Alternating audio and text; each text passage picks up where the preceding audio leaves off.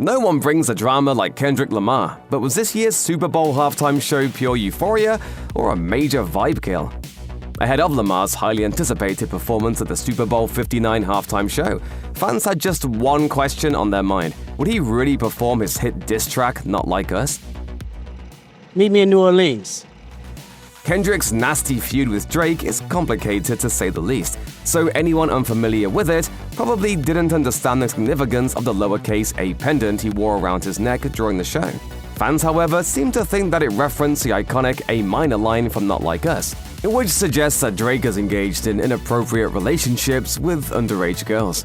Hip-hop has never seen a beef quite like this. Obviously, this is not a topic that would normally come up during even the most disastrous of Super Bowl halftime shows. And during the show itself, Kendrick teased fans by suggesting that performing the track could get him into serious trouble. He said, "I want to play their favorite song, but you know they love to sue." This dig immediately shifted the focus from Kendrick to Drake, as evidenced by the social media reactions. One fan tweeted, "Drake's so mad right now."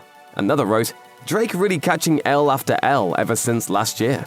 But it seems that Drake getting disrespected once more wasn't enough to distract viewers from their many issues with Lamar's show though. Kendrick's show had gotten off to a promising start when Samuel L. Jackson made a surprise appearance as Uncle Sam.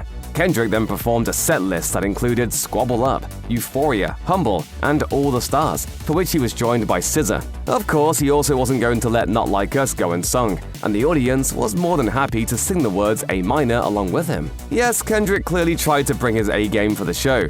Sadly though, there were a few distractions that took away from his performance. One was an unplanned moment in which a cast member held up a Sudanese and Palestinian flag, even climbing on the car that Kendrick had stood on at the beginning of the show. Then there was the quality of the sound. Some viewers apparently struggled to understand all those delightful Drake disses. As one comment read, "I couldn't hear a thing he said." Others felt that the show was just kind of a snooze fest. Some even suggested that Drake was the real winner of the 2025 Super Bowl. One ex-user wrote, "If the performance wasn't so bad, maybe, just maybe, it would have made Drake look like a fool, but it failed." And some fans, of course, were simply over Kendrick's feud with Drake. Certain online critics suggested that the singer's fixation with dragging his nemesis was beginning to reach unhealthy levels. One tweet, for example, read, "It's basically bullying at this point." The will he or won't he furore ahead of the show also served as a reminder that Kendrick has Drake to thank for a great deal of his success over the last year, in a sense. Perhaps forgetting the fact that Kendrick has 22 Grammy Awards. One ex-user wrote, "He is so obsessed. How can your career revolve around one song?"